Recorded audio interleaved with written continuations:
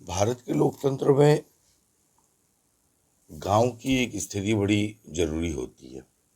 पिछले दिनों अपनी पार्टी इंडियन नेशनलिस्ट पार्टी का प्रचार करते हुए जब मैं उत्तर प्रदेश के तमाम गांवों की ओर रुख कर रहा हूँ, लोगों से मिल रहा हूँ, जुल रहा हूँ, गांव के प्रधानों की एक समस्या मेरे सामने आई।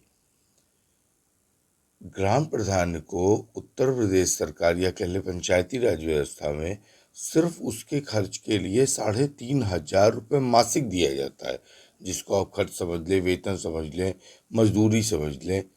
और ये इतनी शर्मनाक बात है कि भारत में एक मजदूर की दैनिक जो भत्ता है वो तकरीबन 350 रुपये, 375 रुपये के करीब भारत सरकार ने कर दी।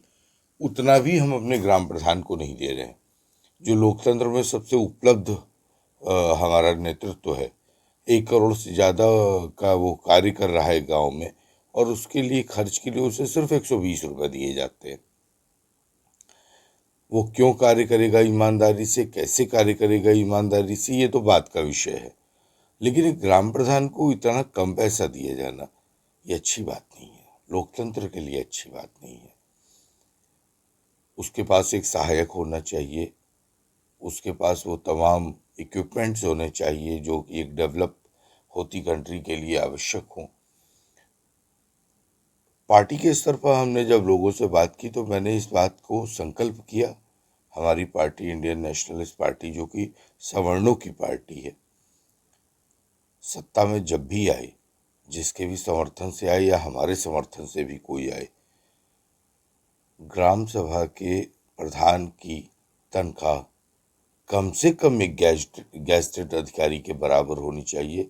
उसे कम से कम 50,000 रुपये मासिक उसको वेतन भत्ता या उसके खर्च के लिए मिलना चाहिए, जिससे वो निश्चिंत होकर ईमानदारी से दौड़कर लोगों का कार्य कर सके, निचले स्तर पर सबसे निचली इकाई ग्राम को मजबूत बना सके, डेवलपमेंट कर सके, लोकतंत्र को मजबूत बना सके।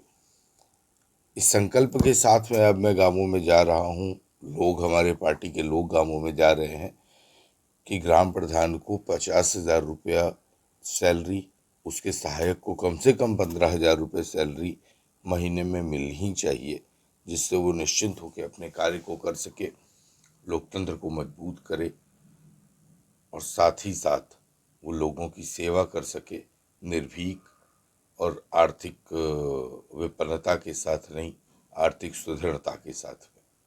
ज़्यादा से ज़्यादा लोग हमारी पार्टी के साथ में जुड़े, इस संकल्प को, इस व्यवस्था के बदलाव के संकल्प को हम आगे ले जाएंगे।